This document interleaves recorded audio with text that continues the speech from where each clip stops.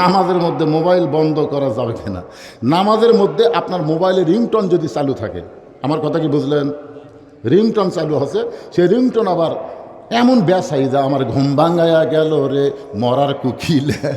আচ্ছা, কেউ একটা কল দিছে, যদি কেউ একটা কল দেয় আর এই রিংটন যদি বাজা ওঠে আমার ঘুম ভাঙায়া গেল রে মরার কুকিলে, যত মুসল্লি এই রিংটন শুনবি তারা মনে মনে খুশি হবি না রাগ করবি? এটা কোন শয়তান, কোন শয়তান রে?